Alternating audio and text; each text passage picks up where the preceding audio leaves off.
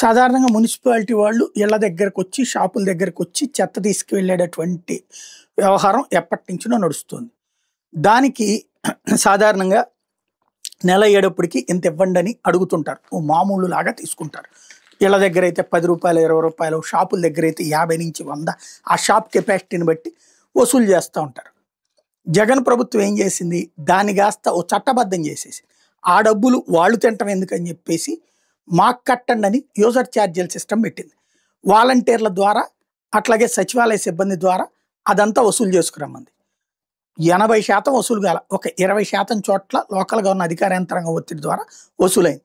దాని మీద చెత్త పన్ను, చెత్త ప్రభుత్వం, చెత్త వెధవలు అంటూ తిట్టిపోసింది అప్పుడు తెలుగుదేశం, జనసేన.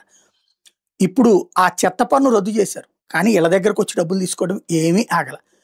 అప్పుడు బిల్లులు ఇవ్వాల, ఇప్పుడు బిల్లులు ఇవ్వరు, డబ్బులు తీసుకోవడం నడుస్తూనే ఉంటుంది. ఇప్పుడు తెలుగుదేశం ప్రభుత్వం అధికారంలోకి వచ్చాక, కూటమి ప్రభుత్వం అధికారంలోకి వచ్చాక కొత్త బాధుడు రాబోతుంది.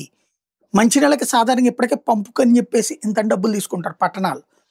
పల్లె ప్రాంతాల్లో కూడా ఇట్లాగా వసూలు చేయబోతున్నారు. మామూలుగా కొన్ని ఏరియాల్లో వసూలు చేస్తారు ఇప్పటికే.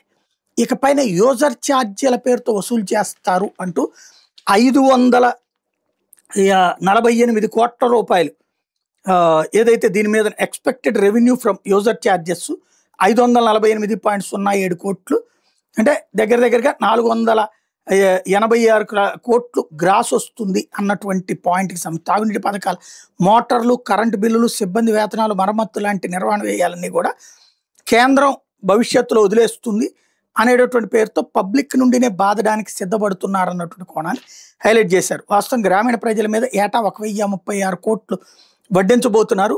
రాష్ట్ర ప్రభుత్వం కేవలం 140 కోట్లు పెట్టుకుంటే మిగతా డబ్బులంతా ప్రజల నుంచినే వసూలు చేయబోతున్నారన్నటువంటి వార్తని సాక్షి హైలైట్ చేసింది. అయితే ప్రభుత్వపు ఆలోచన ఒకట్లాగా ఉంటుంది. ఇప్పటికీ అనేక ప్రాంతాల్లో, పల్లెల్లో కానీ పట్టణాల్లో కానీ నీళ్లు ఇంటికొచ్చే పంపుల్లో తాగడం మానేశారు. వాటర్ బాటిల్ తెచ్చుకుంటున్నారు. రోజుకి ఒక్కొక్క వాటర్ బాటిల్ రూ. 10 నుంచి రూ. 20 ఛార్జ్ అవుతుంది. లాంగ్ నుంచి తెచ్చేస్తే రూ. 20, దగ్గరలో అయితే రూ. 15 తక్కువేమీ లేదు.